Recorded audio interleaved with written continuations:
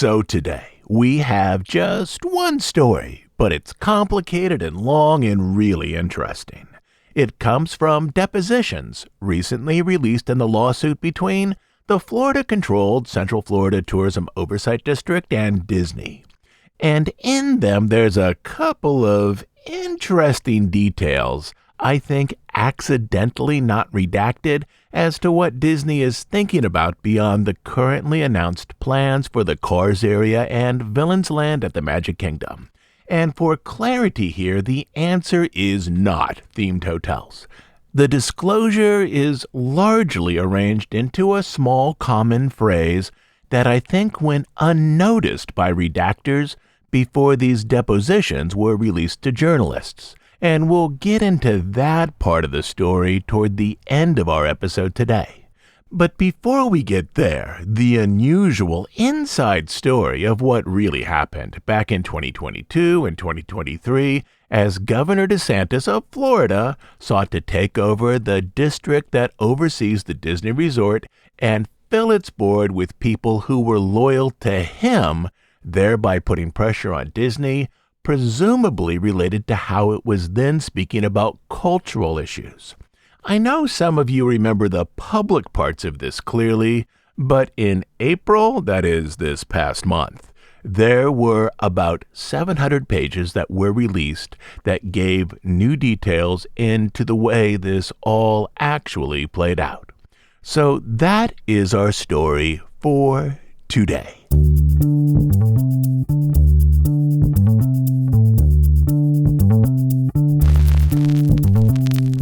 So to start out, let me put this story in context. About a year ago, journalists requested copies of depositions from the lawsuit between the CFTOD versus Disney.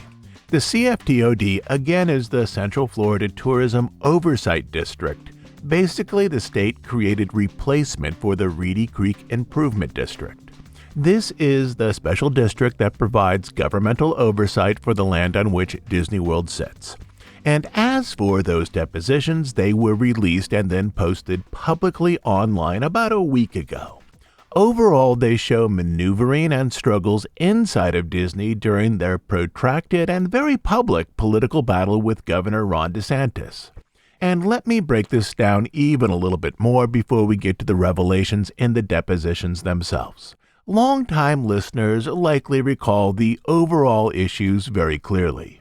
Early in 2022, Florida introduced a legislative bill called the Parental Rights in Education Act, which opponents quickly labeled the Don't Say Gay bill, as it placed limitations on how sexuality and identity could be discussed based on grade in Florida public schools.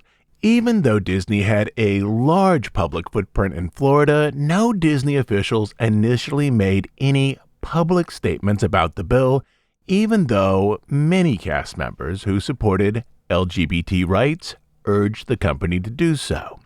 Disney was the second largest private employer in the state of Florida, right behind Publix. Inside of the Disney company, both in Florida and in California, opposition to the bill became so strong and so vocal that Bob Chapek, who was the CEO at the time, eventually took a stand. And personally, I do think a more skillful executive could have made a strong statement against the bill and also avoided all of the deep political blowback from the governor's office.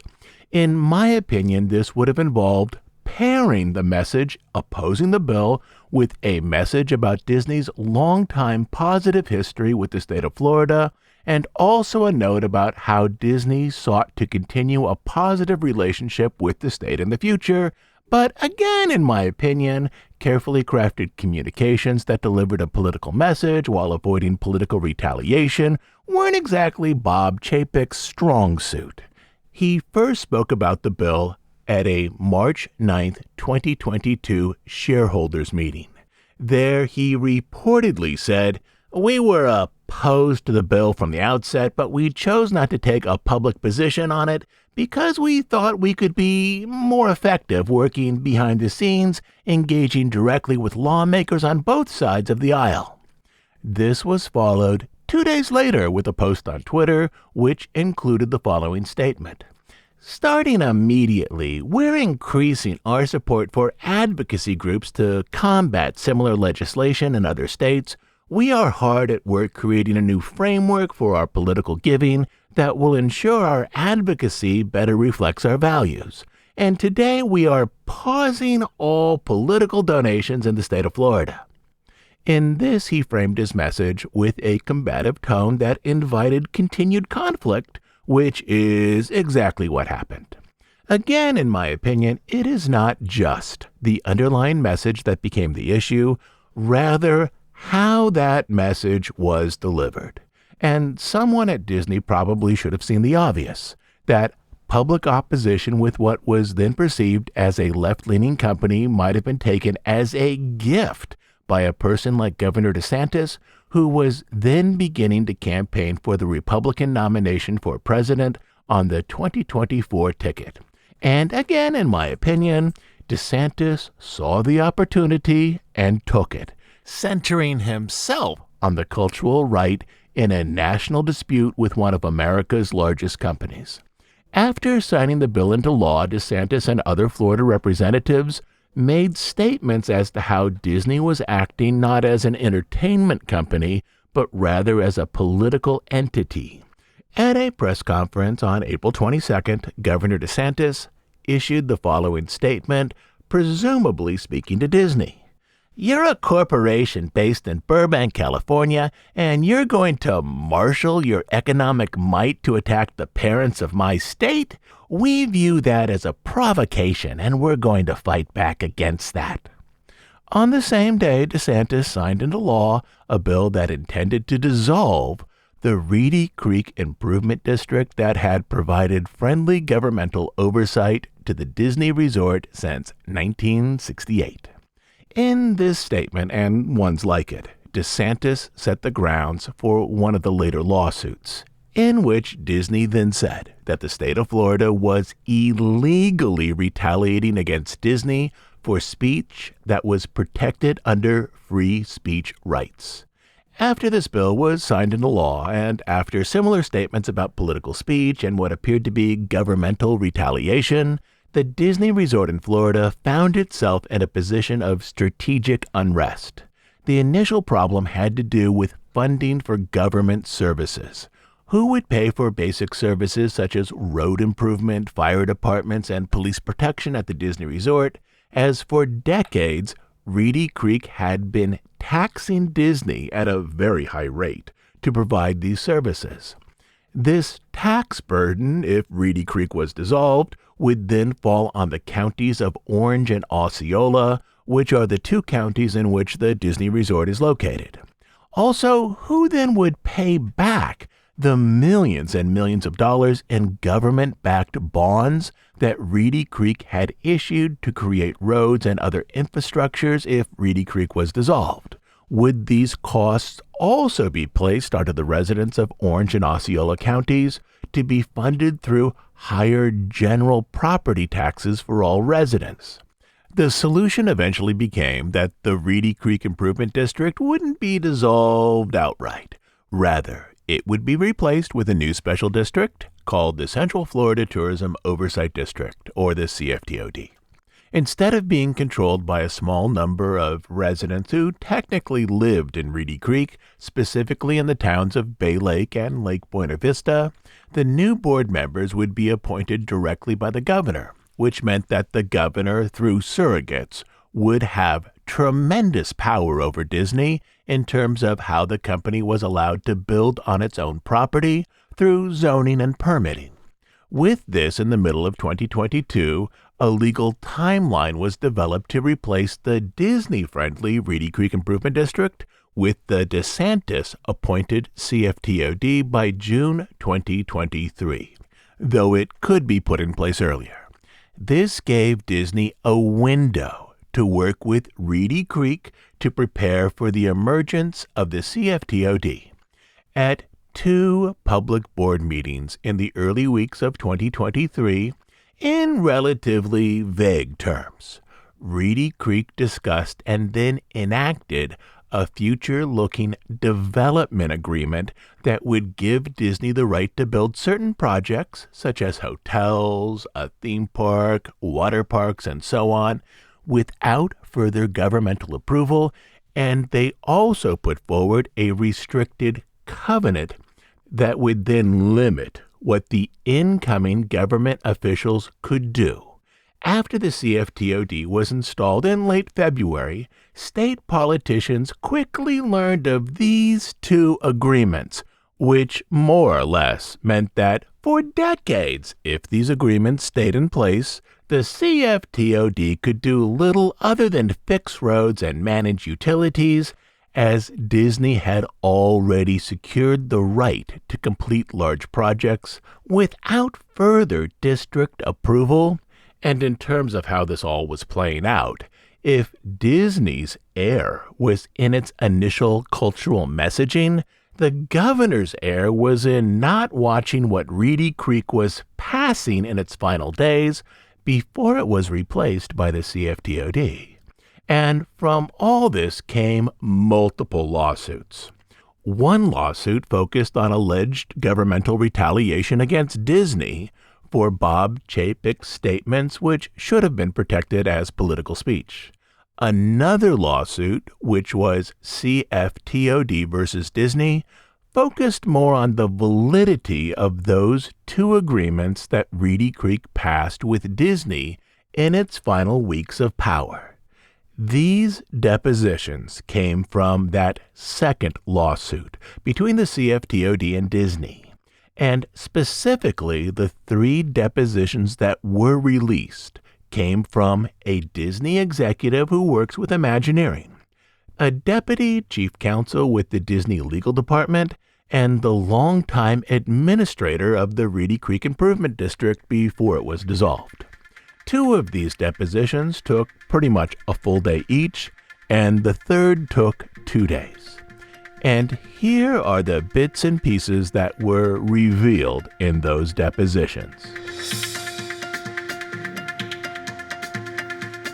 First of all, I do think there's a historical importance and a historical context for the unique situation in which the Florida legislature established the Reedy Creek Improvement District in 1967.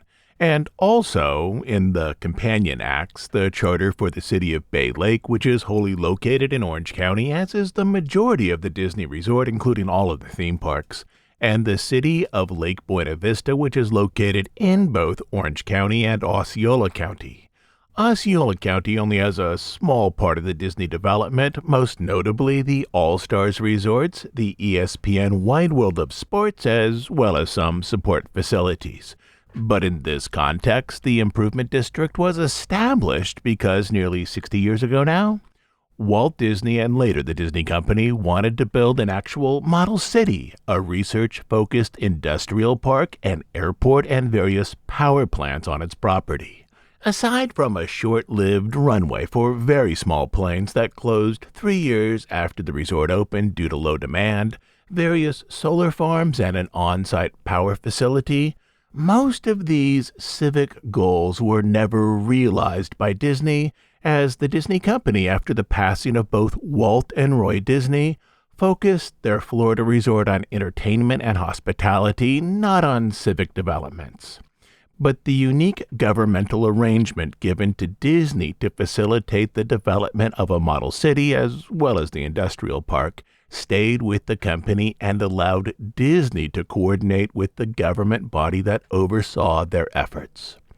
In the depositions are a number of statements that clarified how closely Disney worked with Reedy Creek to ensure that the company-owned resort and the government members of the district were largely focused on the exact same goals. Let me put this up front. Clearly, I'm a fan of the Disney Company and many of the things that they have created. But also, I can see a strong possibility of a conflict of interest in terms of how this has evolved over many decades, with the company that's the primary resident of the district having very close ties to the governmental body that is supposed to oversee and regulate it.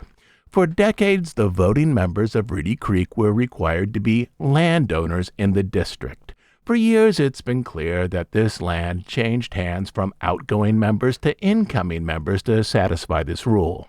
And these residents were either Disney employees, ex-Disney employees, or employees of Reedy Creek. The people who technically lived in Reedy Creek were also the voting citizens of the district. But in the deposition, it became clear that Disney paid the property taxes on these parcels for the temporary owners.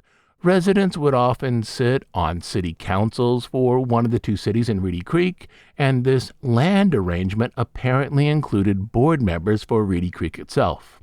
After a member finished their term, and I'll quote a Disney lawyer here, the property was required to be returned by the board members to Disney upon termination of their board membership. Longtime manager of Reedy Creek, John Class, explained how this worked. Well, I think there's about 20 residents in each of the cities themselves. I can tell you that some of them are Disney employees, some of them are retirees, and some of them are district employees. It's by those 20 or so residents have an election and they elect their mayor. Then he was asked, do each of the two cities have council members? He answered, they do. And then he was asked, and how many do you know? Do you know how many council members there are per city? Yeah, Class replied. I should clarify. So they elect 5 council members, and the 5 council members appoint a mayor and a vice mayor. Then he got this question. Do the council members, are they required to live in the city to qualify to be a council, to run as a council member? The answer, I believe so. The next question. And do you know if the mayor and vice mayor are required to be residents of the city? Again, the answer. I believe so. The next question. Do you know how often elections are held? Well, I believe, Class said, it's every 2 years. Beyond the residents, the 2 mayors and the city council members, the board members of Reedy Creek were elected by a vote that was tied to property ownership within the district. 1 vote per acre. Essentially, the more land you owned, the more influence you had on who would be the board of managers for the Reedy Creek Improvement District. And Disney, by far, owned the most land and therefore had the most votes. So in this, there's a fairly clear picture that Disney was picking people aligned with their vision for future developments to become residents with voting power, and also to place people on the board that then would oversee permitting and zoning for the Disney resort. Again, I'm a fan of the company, but I can see some issues here. And this, of course, came up in the depositions.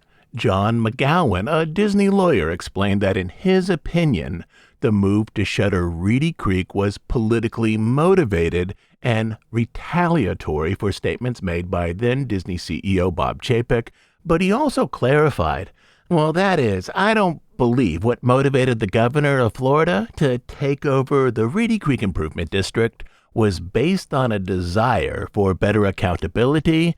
It seems that there were political calculations here, especially in the lead-up to the 2024 presidential primaries. Disney certainly left themselves open to charges that there were few distinctions between Reedy Creek as a governing body that oversaw Disney developments from the Disney company itself. Essentially, he was saying that the structure of the district and its connection with the company that owned most of the land was unlike other special districts in Florida and seemed to be arranged to give Disney a type of preferential treatment. But this close coordination, or maybe I should say this close ongoing relationship, then set up the next issue. The next issue is about the unique circumstances around which the very quickly written and very quickly approved development agreement and restrictive covenants were approved. As these depositions came from the state lawsuit between the CFTOD and Disney, lawyers had repeated questions about how the restrictive covenant and the development agreement, which if valid would have allowed Disney to circumvent the CFTOD for decades in building hotels and parks, was arranged. And who was it who initially proposed that Reedy Creek arrange these agreements and when? The next section of testimony comes from John McGowan. In 2022 and 2023, the time during which these agreements were arranged, he was a lawyer working for the Disney company, but up until 2018, he had provided legal counsel for Reedy Creek. That is, he understood both the regulatory needs of the Disney company and the legal structure and limitations of Reedy Creek, and McGowan explained that the request for these agreements was initiated by Disney. Well, Disney brought up the development agreement with Reedy Creek, McGowan explained. This agreement, according to McGowan, would help protect what Reedy Creek and Disney jointly agreed would be appropriate long-term development plans for the property. McGowan also reached out to Imagineering to make sure all existing and possible resort developments in the near future would be covered by this deal as well. Todd Rimmer, an executive from Imagineering, said, I was asked by John McGowan to provide development-related inputs. Rimmer also understood why this development deal was important. The uncertainty of what a new board might choose to do with land development regulations, he explained, and the comprehensive plan gave the company uncertainty in whether they could proceed with development in a timely fashion, and also a development agreement would lock in these development options. The language for the development deal and the restrictive covenants was then partially arranged between John McGowan, a Disney lawyer, and Ed Milgram, who was then in McGowan's old job representing Reedy Creek. Again, the optics of this are a wee bit problematic, as it suggests a possible working arrangement between the Disney company and the government body that was supposed to oversee them. Well, everybody understood, McGowan said, that it was in the best interest of Disney, Reedy Creek, the legacy of Reedy Creek, everything that Reedy Creek has accomplished as a special district promoting tourism in the district, that it would be in the best interest to protect the ability for tourism to continue, to be expanded in the way that it's always been intended to be expanded, notwithstanding a board that would not be cooperative and would be willing to take retaliatory action against Disney. And the larger context for these statements was that both people working for Disney and working for Reedy Creek believed that the new board, then coming in and appointed by the governor, would likely be antagonistic toward the Disney organization and the Disney resort. People giving testimony gave similar answers about the restrictive covenant that it planned to pass.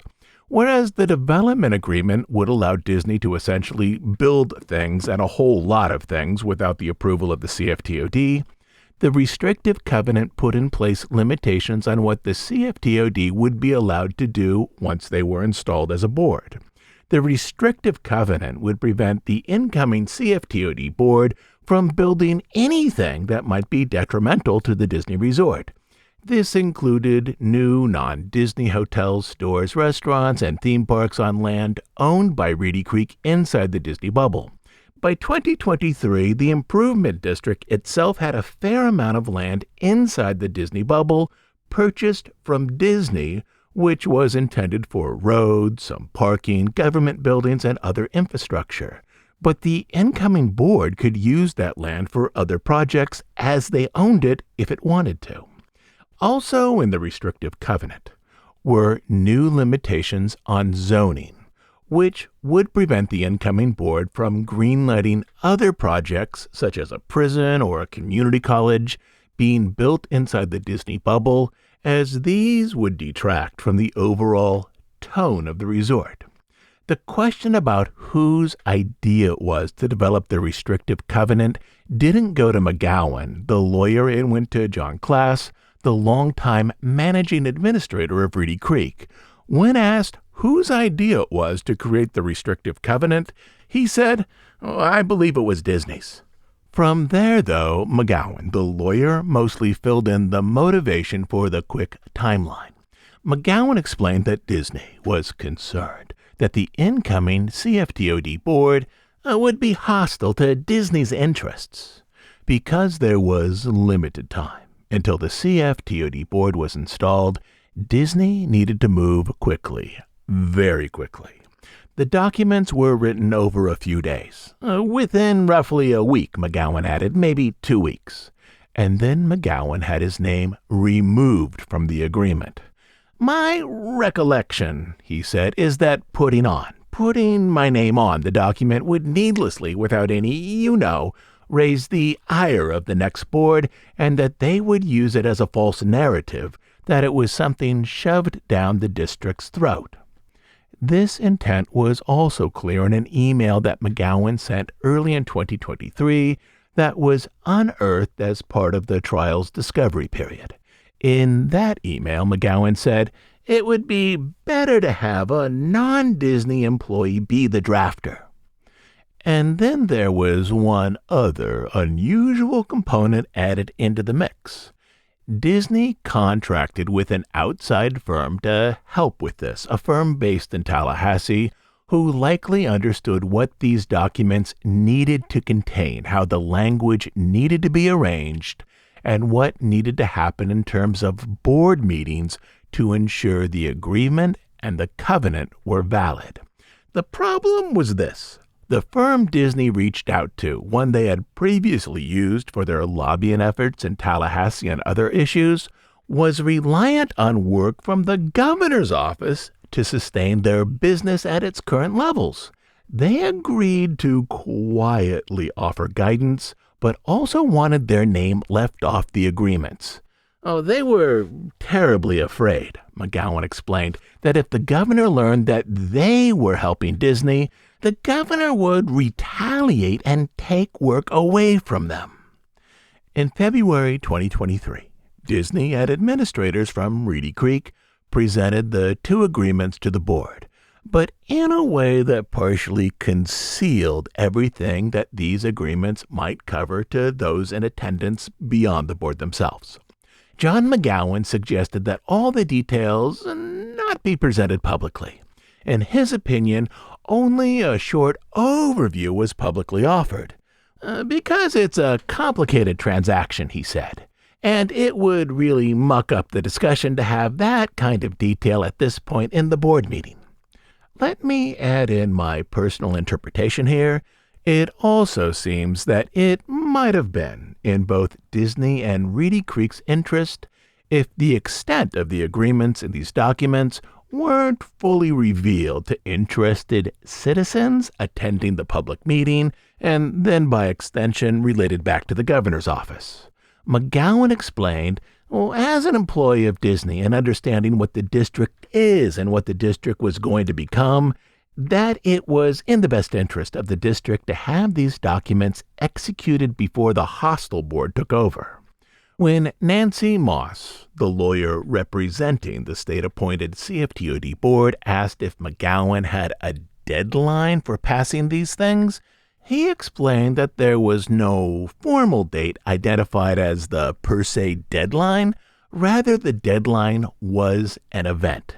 The appointment of the new board, he said, which would likely happen toward the end of February 2023.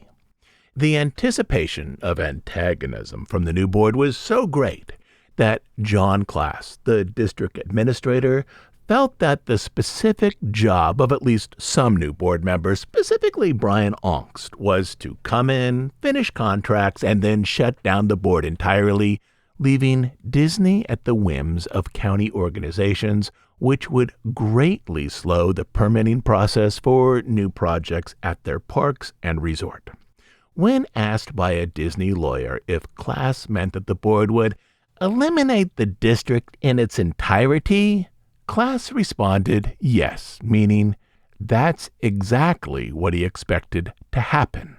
And from here, Reedy Creek was successful in passing these two agreements very quietly, giving Disney significant latitude in what it could build in the years ahead, without any additional approval from the CFTOD, and also at the same time limiting the CFTOD's power over the land on which Disney sat.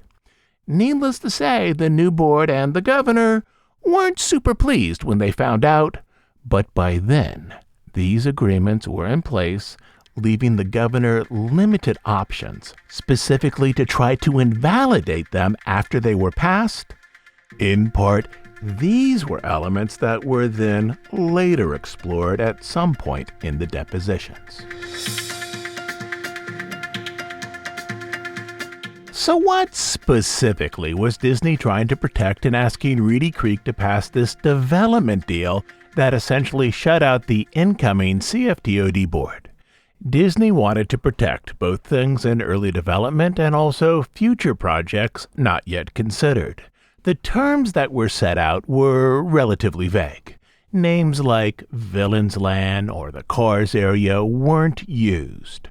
But these were clearly projects that Disney was trying to have a type of pre-approval control over that would then sidestep whatever limited authority the CFTOD might have. But it wasn't just these projects that were already under some type of development. There were other things here that were ultimately casualties because of this dispute. Under Reedy Creek, the district built public roads using bond money. Essentially, the district raised money by issuing bonds that they would then pay back with future money raised through property taxes. And this became one of the main reasons that the governor was unable to ultimately entirely dissolve the district.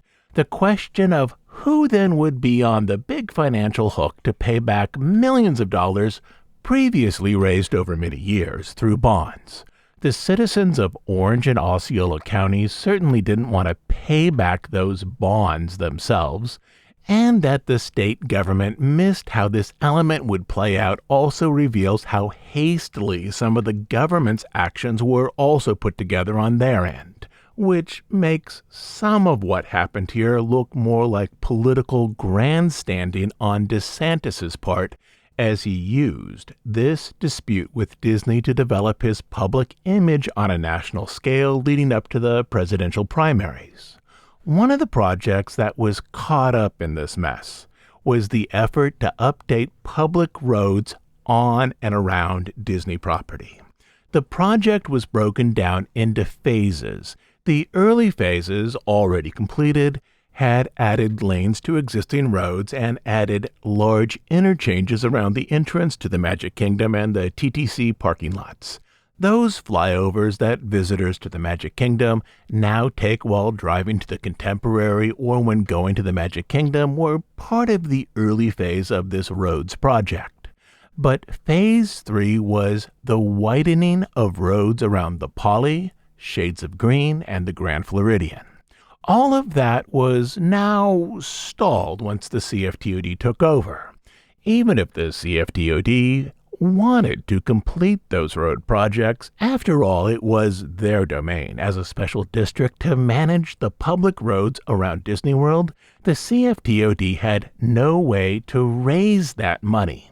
Because of DeSantis's posturing about possibly dissolving the district entirely, meaning that there was no longer 100% surety as to who would pay back already existing bonds, no investors now were going to buy new bonds if repayment was in question. So that whole roads project simply lay fallow for years, even though with the opening of the tower at the Polynesian Resort, that area of Disney World definitely needed better roads to manage increased traffic that was now coming into that area. Beyond this, multiple bridges on Disney World property were identified as coming to the end of their usable lives and hadn't been replaced. These bridges were on Buena Vista Drive. That's the heavily used public road that takes guests from Disney Springs to the Riviera, then along the backside of the Epcot Resort District, past the front of Coronado Springs and over to the All-Stars. And though this wasn't brought up in the depositions, in light of what was discussed in the depositions, it seems that fear of permits either being denied or slow-walked through the process shaped some of Disney's decisions for the parks themselves during this period.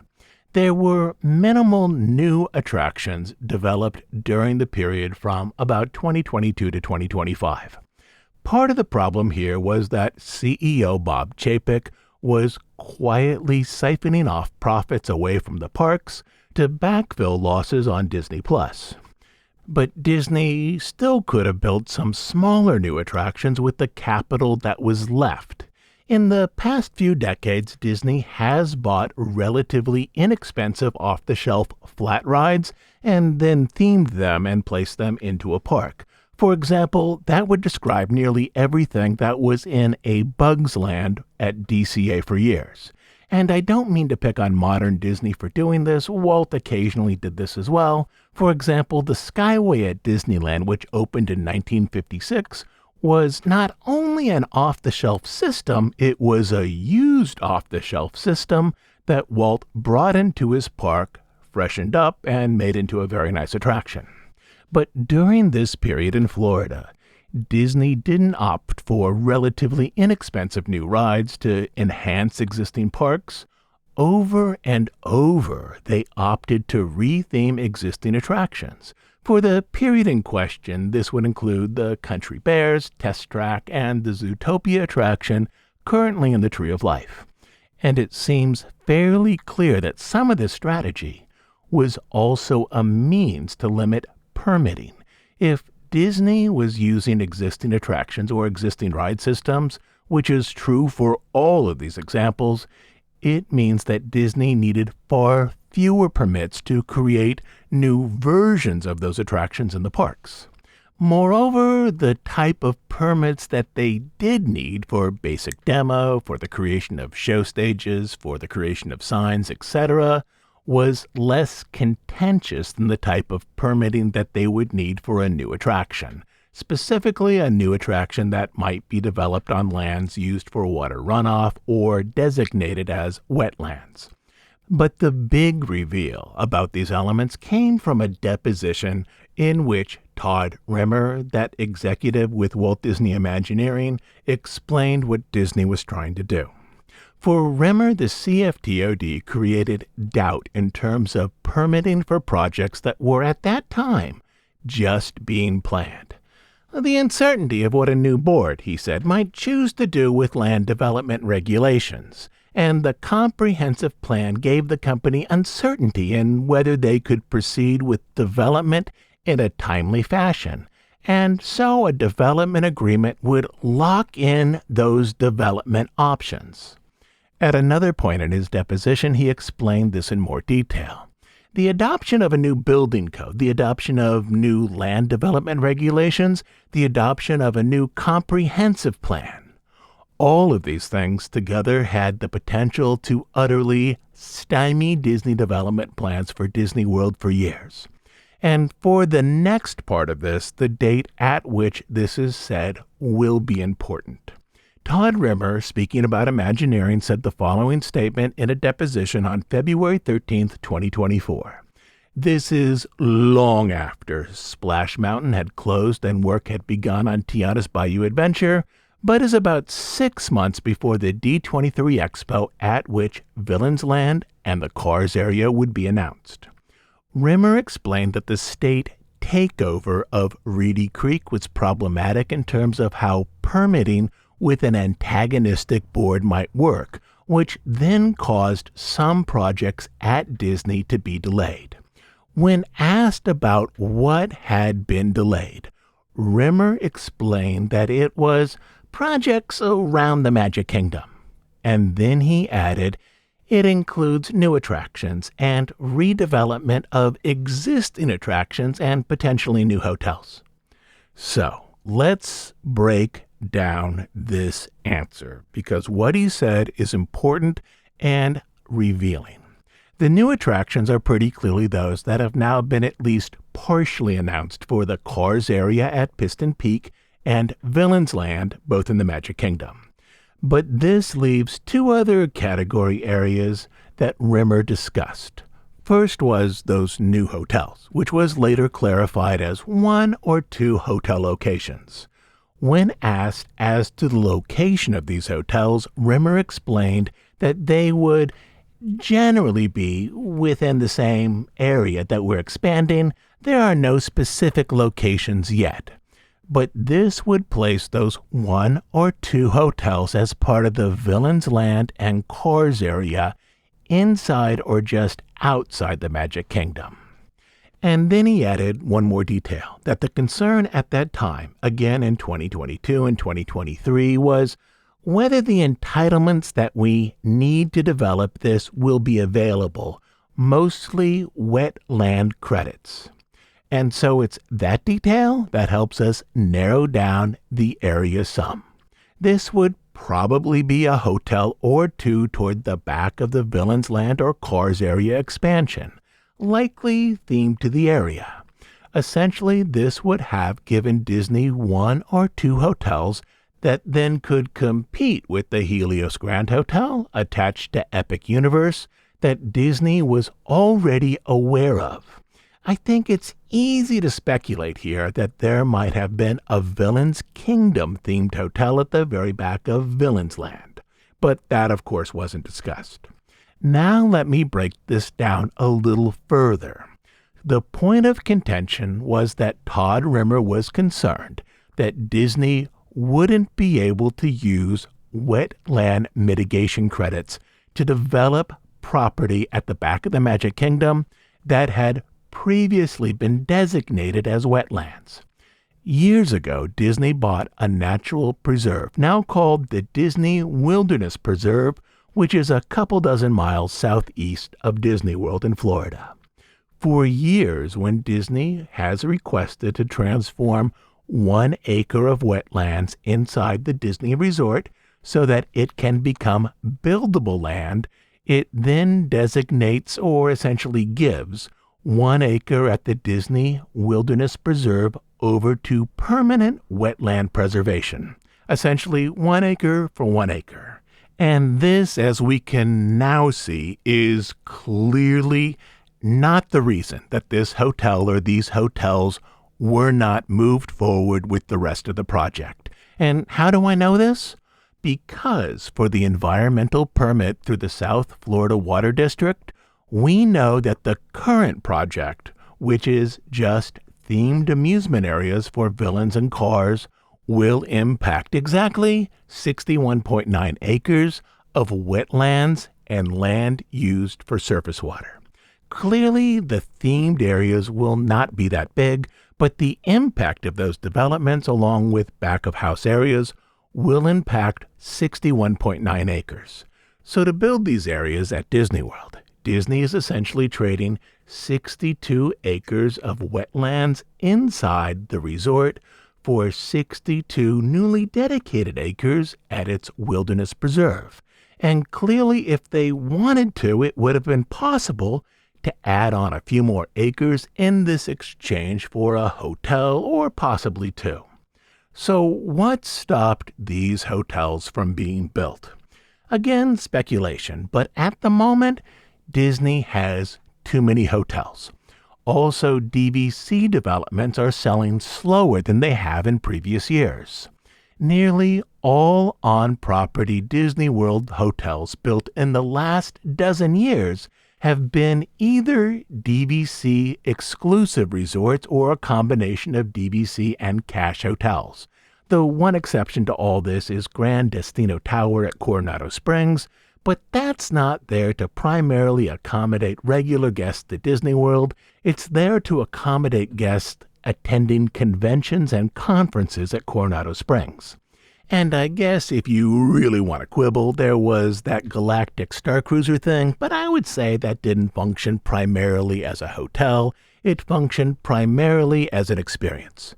But this then leaves the Riviera, the Tower at the Polynesian, the second expansion to the Grand Floridian, the cabins at Fort Wilderness, and the DVC expansion to the Wilderness Lodge.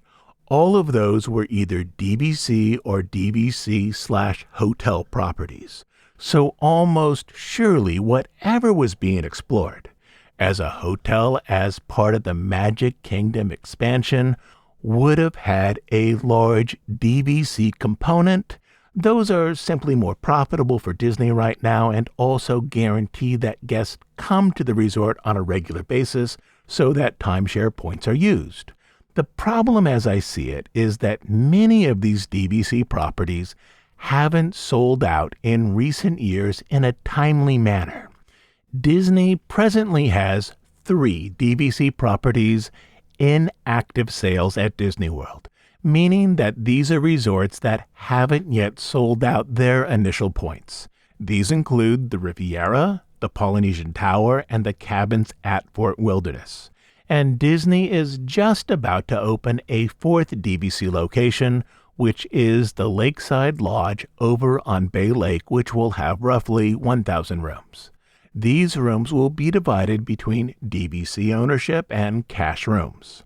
For DVC, points attached to Lakeside Lodge will likely go on sale early in 2027, with the Lakeside Lodge itself opening in summer 2027. Disney has never had 4 DVC resorts at Disney World in active sales at the same time. And so this all suggests that there is now oversaturation for what the market will bear. And I would lay money that this is, at least in part of the reason that the hotel or hotel projects didn't move forward with the rest of Villains Land and the Cars area, especially as 3 of those actively in-sale DVC properties at Disney World serve the exact same part of the resort. In terms of DVC, I'd say that there are 4 area groupings at Disney World. There are DVC villas that serve Disney Springs, DVC villas that serve the combined Epcot and Hollywood Studios area, DVC villas that serve Animal Kingdom, and DVC villas that serve the Magic Kingdom area. 3 of these 4, soon to be actively in sales DVC hotels, are in the Magic Kingdom area, specifically the Poly Tower, Fort Wilderness Cabins, and Lakeside Lodge. So beyond the overall glut of active DVC properties at Disney World, the highest concentration of these are already around the Magic Kingdom. And in this, I see a lot of strategic logic in not building another one, at least right now, even if it was going to have a fabulous theme and be right outside of the expansion area. It's simply too many DVC rooms to sell all at the same time, all in the same part of the resort. But this still leaves one very curious detail in the deposition, and this is the wording here that I think probably should have been redacted but wasn't. Specifically, it is when Todd Rimmer said that there were plans for a redevelopment of existing attractions. Remember, Rimmer is saying these things in 2024 about discussions that happened between 2022 and 2023. So he's not referencing Tiana's Bayou Adventure that was already in construction. Country Bear Musical Jamboree had already been announced before his deposition, and a redevelopment of existing attractions doesn't describe brand new attractions already announced, nor does it describe permanently closing existing attractions. So this prompts the question, is there more to the Cars and Villains Land projects that hasn't been announced, assuming such redevelopments are still part of the plan? Such as, is Hall of Presidents going to be redeveloped? And this is something that here on the podcast about a year and a half ago, we have already speculated as a distant possibility. Or maybe there's going to be changes to the mansion. And there's also this strange little tidbit. The Liberty Bell riverboat was removed from Rivers of America months ago, but it's just been sitting at the dock next to the staff shop. This is about a half-mile, give or take, behind Fantasyland. Typically, Disney repurposes or demos old attraction materials like this fairly quickly. But last I saw, the boat was still there, months after being removed from the Magic Kingdom. So maybe the Liberty Bell might be repurposed somehow for Villain's Land. I know this next thing is a long shot, but Madame Medusa, a villain, had a riverboat like this in The Rescuers. Also, maybe it could be something from Princess and the Frog. In terms of practical elements, such as how this boat might be moved, there's still the surface canal used by the water pageant floats that could bring the Liberty Bell back fairly close to the development of Villain's Land. Again, all this is speculation, but that phrase, which was a common phrase and probably overlooked by redactors, the redevelopment of existing attractions, which is also plural, to me as a category really sticks out as something that points to an attraction or attractions that have not yet been announced for this area of the Magic Kingdom, which is exactly what was being discussed at that point in the deposition. So that is something that generally should be on our radar as we move forward.